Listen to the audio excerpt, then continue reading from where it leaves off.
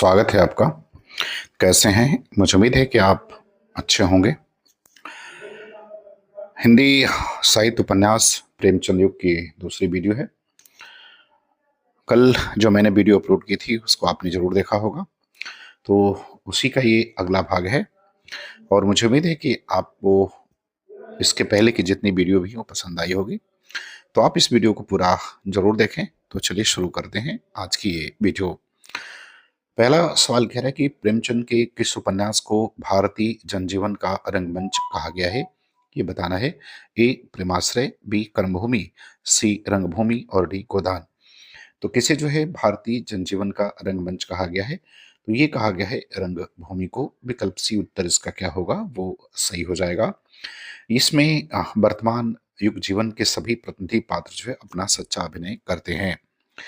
दूसरी सवाल पर आते हैं। करें कि रंगभूमि उपन्यास का नायक सूरदास किसके प्रतिरूप के रूप में चित्रित है?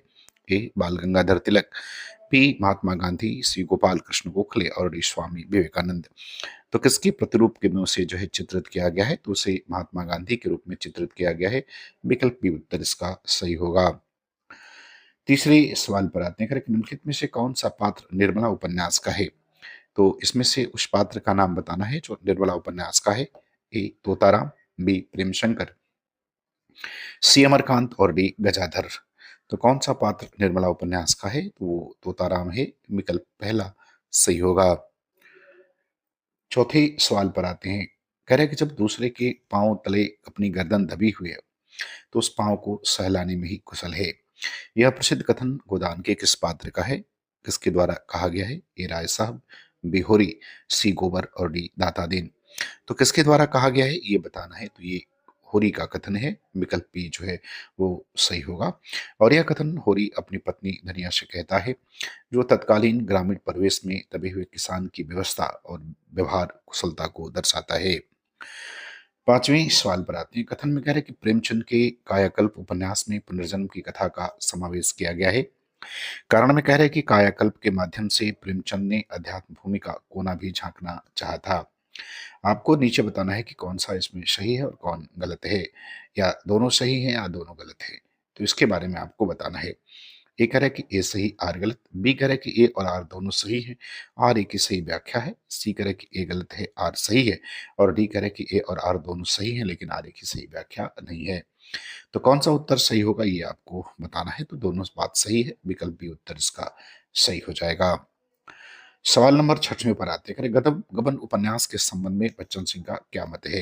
ए यह हिंदी का पहला राजनीतिक उपन्यास, बी इसमें गांधीवादी जीवन दर्शन का महाकाव्यात्मक अंकन है, सी इसमें बदवर्ग की कमजोरियों का पर्दाफाश किया गया है, और डी यह वेश्या सुधार पर आधारित उत्कृष्ट करती है।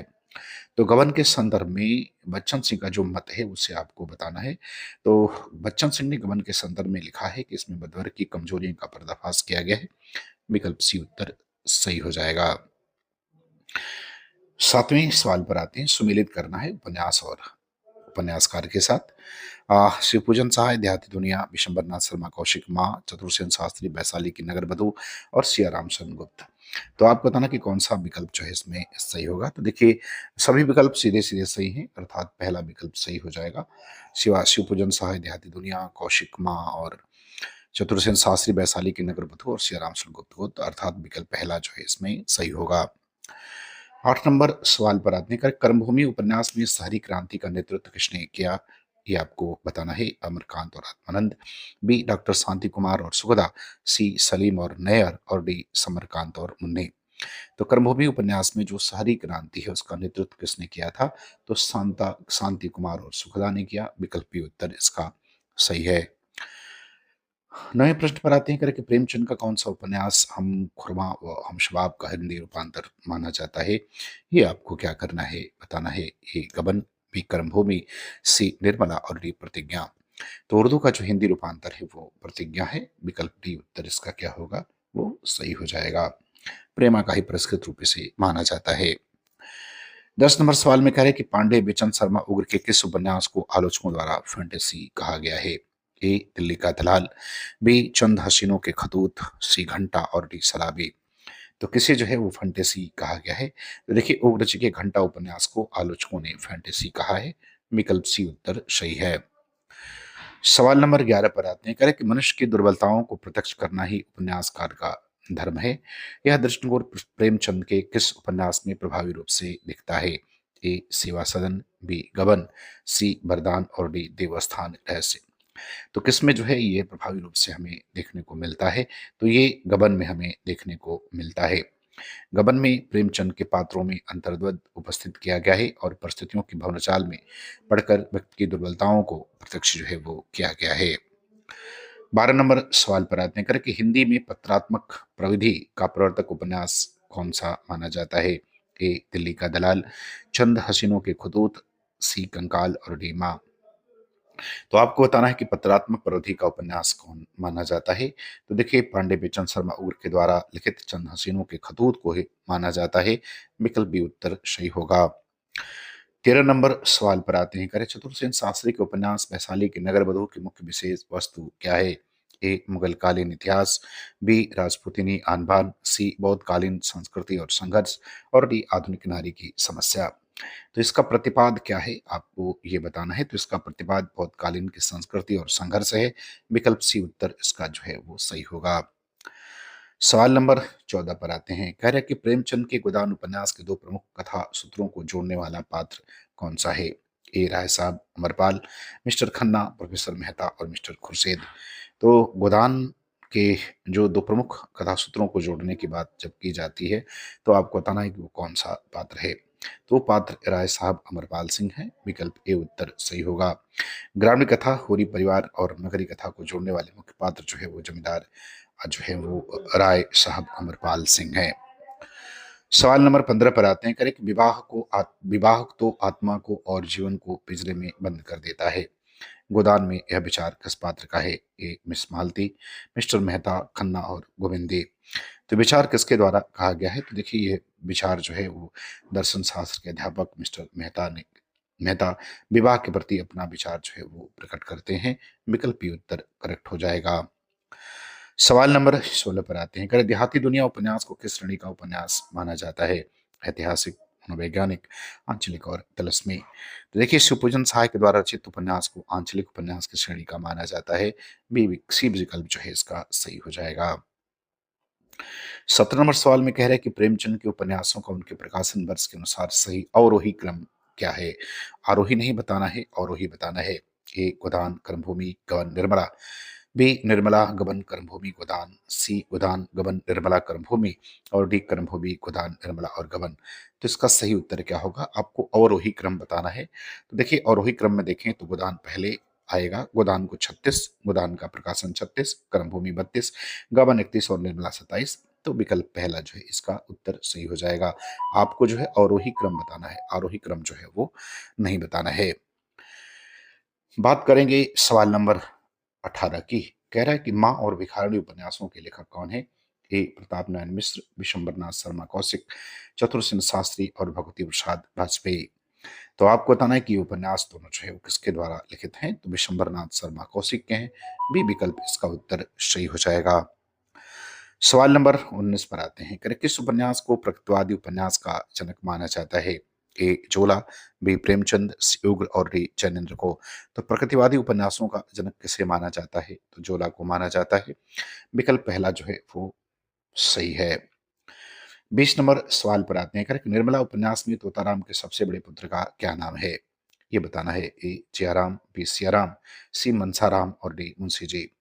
तोताराम के बड़े बेटे का नाम मनसाराम है। विकल्प सी उत्तर जो है इसका सही हो जाएगा। उसके कुल 3 पुत्र हैं, जिसमें सबसे बड़ा पुत्र मनसाराम है, जिसकी मृत्यु अस्पताल में हो जाती है।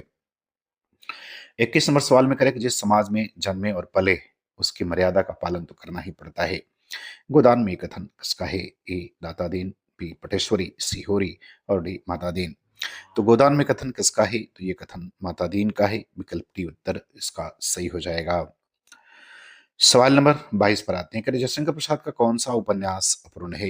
ए कंकाल, तितली, इरावती और सुनीता। तो देखिए, इनका उपन्यास इरावती जो है वो क्या है? वो अपूर्ण है। सवाल नंबर 23 पर आते हैं। करें विवाह को तो मैं समझाती सामाजिक समझौता समझता हूँ और उसे तोड़ने का अधिकार न पुरुष को है न स्त्री को। यह संवाद किनके बीच का है? ए होरी और धनिया, मेहता और मालती, खन्ना और गोविंदी, राय साहब और मेहता। तो किन 2 पात्रों के बीच में ये कथन जो है वो कहा गया है, ये संवाद कहा गया है? तो ये मेहता और मालती के संदर्भ में कहा गया है। विकल्प बी उत्तर जो है वो होगा। ये दोनों के बीच जो है यह संवाद होता है।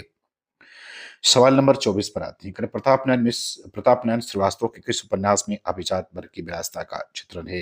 ए विजय, ए विदा, बी विजय, सी विकास और डी बेकसी का मजार। तो किसमें जो है अभिजात वर्ग की विलासिता का चित्रण मिलता है? तो विकास में मिलता है। विकल्प सी उत्तर सही होगा।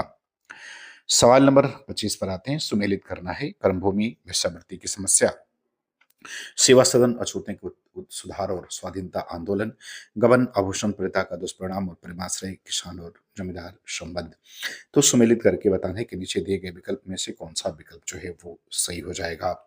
तो अगर इसमें देखें तो ए विकल्प जो है हमारा क्या होगा वो सही हो जाएगा। कर्मभूमि, अछूतों के सुधार और स्वाधीनता का आंदोलन, सेवा सदन, वेश्यावृत्ति की समस्या और गबन जो है वो आभूषण प्रियता का दुष्परिणाम और परमाश्रय जो है किसान और जमींदार संबंध पर है। सवाल नंबर 26 पर आते हैं। कर हृदय की परख और हृदय की प्यास और व्यभिचार किसके उपन्यास हैं? भगवती प्रसाद वाजपेयी, चतुर्सेन शास्त्री, ऋषभ चरण जैन और गोविंद बल्लभ पंत। तो किसके उपन्यास हैं? तो चतुर्सेन शास्त्री के हैं। बी विकल्प सही होगा। 27 नंबर सवाल में कह रहे हैं कि सूर्यकांत त्रिपाठी निराला के उपन्यास अलका में कहाँ के किसानों का चित्रण है? ए अवध, बी पूर्वांचल, सी लखनपुर और डी बुंदेलखंड। तो कहाँ के किसानों का चित्रण किया गया है? तो ये जो है किया गया है अवध के क्षेत्र के किसानों का। विकल्प ए उत्तर सही होगा। सवाल नंबर 28 पर आते हैं। करें कि भगवती प्रसाद वाजपेयी के किस उपन्यास को प्रेमचंद युग के अंत में अतिथि भाव से देखा गया? ए प्रेमपथ, बी त्यागमयी, सी पतिता की साधना और डी लालिमा। तो आपको 28 नंबर प्रश्न का उत्तर जो है वो बताना है। तो इसका सही उत्तर पतिता की साधना हो जाएगा। विकल्प सी जो है वो सही होगा। प्रकाशन 1936 में हुआ था। 29 नंबर सवाल में कह रहे हैं कि प्रेमचंद ने किसे मानव चरित्र का चित्र माना है? ए उपन्यास, बी केवल गोदान, सी केवल सेवा सदन और केवल कायाकल्प। तो देखिए प्रेमचंद जो है मानव चरित्र का चित्र जो है वो उपन्यास को मानते हैं। विकल्प ए उत्तर सही होगा। 30 नंबर सवाल पर आते हैं। करें गोदान के संदर्भ में सही विकल्प का चुनाव कीजिए। ए करें इसमें ग्रामीण और शहरी जीवन के 2 समानांतर कथा सूत्र हैं। बी यह होरी के माध्यम से भारतीय किसान जीवन की महागाथा है। सी इसमें कुल 36 अध्याय हैं। डी करें उपरोक्त सभी सत्य है। तो आपको बताना कि गोदान के संदर्भ में कौन सा कथन सही है? तो देखो भाई सभी सही है। विकल्प डी इसका उत्तर सही हो जाएगा। तो मुझे विश्वास है कि ये वीडियो आपको पसंद आएगी। अच्छा लगे तो आप चैनल को सब्सक्राइब जरूर करें। पूरा वीडियो देखने के लिए आपका बहुत बहुत धन्यवाद।